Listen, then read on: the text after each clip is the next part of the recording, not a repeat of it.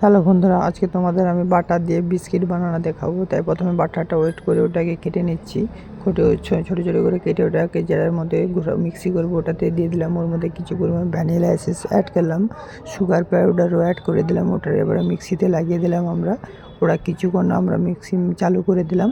ওটা কিছুক্ষণ সুন্দরভাবে মিল্ট হলে ওর মধ্যে আমরা সব কিছু দেবো। তার মধ্যে কিছুটা জোয়ান অ্যাড করে দিলাম স্বাদের জন্য, একটু ভালো হবে খেতে ওটা। এরপরে থেকে আমরা ট্রেতে ময়দা লাগিয়ে দিলাম। এবারে ময়দাটাও ওয়েট করে নিলাম, তার মধ্যে কিছু পরিমাণ বেকিং পাউডার অ্যাড করলাম। ওটাকে নিয়ে গিয়ে আমরা ওই মিক্সির মধ্যে দিয়ে দিলাম। এবার চালিয়ে দেখো মিক্সিতে আর কিছু দিতে পারি। এরকম সুন্দর পাতলা হবে না, মোটা হবে না, এরকমভাবে সুন্দর ডো করে ওটাকে আমরা সুন্দরভাবে বেলবো। বেশি মোটাও করা যাবে না, বেশি পাতলাও করা যাবে না, মিডিয়াম রেখেই খাপির সাহায্যে আমরা এক এক করে বিস্কুটগুলোকে কেটে নেব। এক এক করে ওগুলোকে কেটে নেব। কেটে আমরা ওগুলোকে একটা ট্রেতে সুন্দরভাবে সাজাবো। সুন্দরভাবে আমরা পাতলা করব, মোটাও করব না।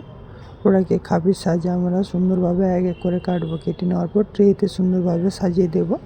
সাজিয়ে দেওয়ার পরে ওটাকে আমরা আরও কিছু স্টার, চাঁদ ওগুলোরও কিছু ডিজাইন দিয়ে করে নিলাম।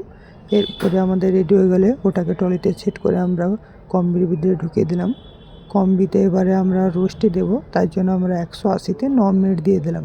9 মিনিট পর আমাদের ওই কুকিজটা তোমরা দেখতে পাচ্ছ রেডি হয়ে গেছে।